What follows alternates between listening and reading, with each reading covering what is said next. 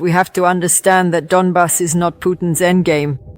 If it gets Donbass, then the fortress is down, and then they definitely move on with taking the whole of Ukraine.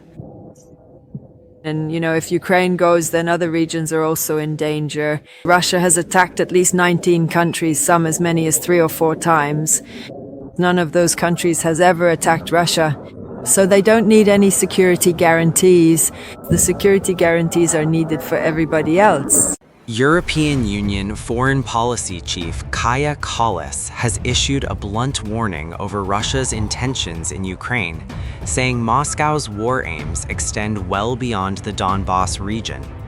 Speaking amid intensified diplomatic efforts, Kallas said Russia's ambitions should not be underestimated. She warned that the coming days could decide Ukraine's future, calling it a break-or-take week for Kyiv. Kallas stressed that Russia is not focused solely on Donetsk and Luhansk in eastern Ukraine, but is pursuing wider strategic goals that threaten regional and European security. Good morning, everybody. So this week is really intense diplomatic week. We have many discussions today, first on Ukraine. In terms of financing, it's a break or take week.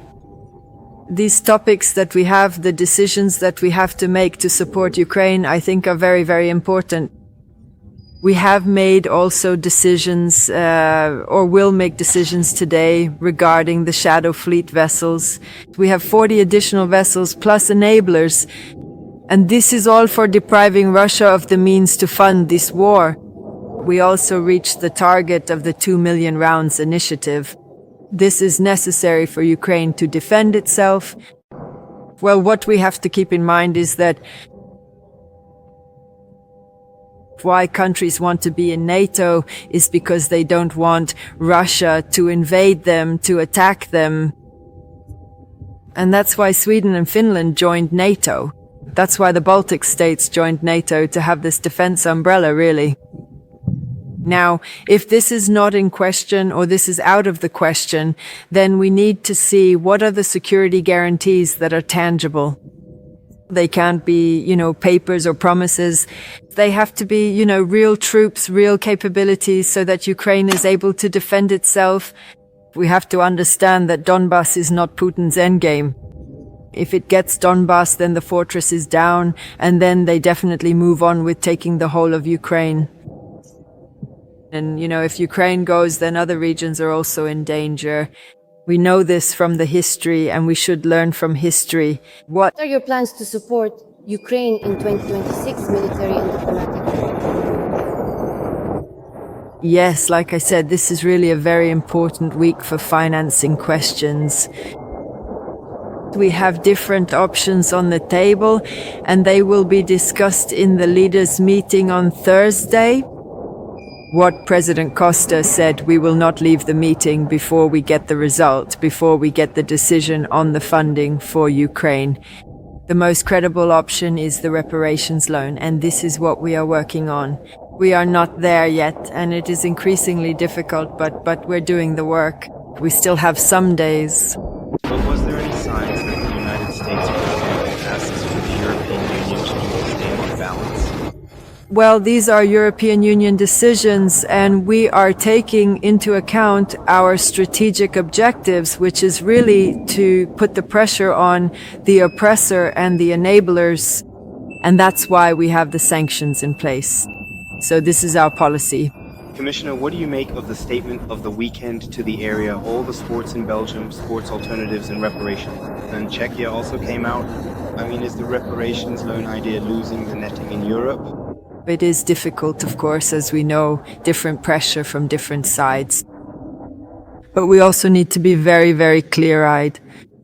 The other options are not really flying. We have tried that before. If you think about I think it was 2 years ago when I proposed the Eurobonds, it didn't fly because you need everybody on board. The reparations loan we can do with the QMV. Reparations loan is based on the Russian frozen assets. That means it doesn't come from our taxpayers' money, which is also important. And it also sends a clear signal that if you do all this damage to another country, you have to pay for the reparations. Well, of course, we have the QMV decision, but without Belgium, I think it wouldn't be very easy because they have the majority of the assets. And I think it's important that they are on board, whatever we do. What I want to say is that, of course, some countries in Europe are more used to the threats presented by Russia than others. And I want to tell you that these are only threats. If we keep united, we are much stronger. And these are just threats that Russia is posing, even, what we have seen before. So I really want all of us to have clear head. We have the same person before the war? When the Americans are giving security guarantees to Russia, especially that the talks now is about stopping NATO from extending. Again, we have to be really clear-eyed. We have one aggressor and one victim. And the one that needs security guarantees is Ukraine, not Russia. Like I've said, in the last 100 years, Russia has attacked at least 19 countries, some as many as 3 or 4 times.